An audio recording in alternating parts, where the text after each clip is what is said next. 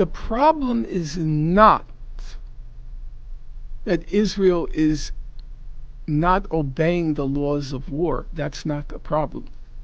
The problem is Israel is obeying the logic of genocide. The Democratic Party legitimized the commission, the execution of genocide. Trump will build on that, but the Democratic Party created the foundation.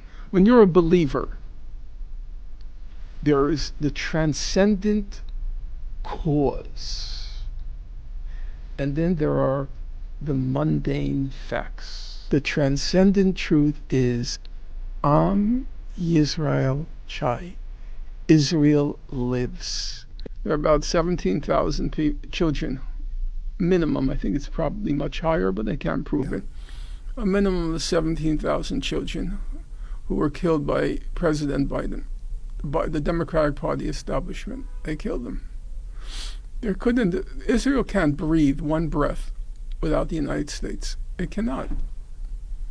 It's not a metaphor to say that. The weapons were pouring in every day from the U.S. Israel's a tiny country. Tiny country. They can't afford to carry out a war for a year. We bankrolled the whole thing. Biden and Harris, the Democratic Party, they enabled it. If Israel's dropping the equivalent of atomic bombs on your head every day, how do you resist? It's like talking about resistance to the Americans in Hiroshima on August 6th when they dropped the bomb. Could there be resistance? Well, Gaza has been atomic bombed every day for a year. And so I said that we should use the paradigm, that means like the model, that it's a genocide. It's not a war. All the human rights organizations have been analyzing Gaza in terms of the laws of war. But there's no war going on in Gaza. The problem is not that Israel is not obeying the laws of war. That's not the problem. The problem is Israel is obeying the logic of genocide. It's very different.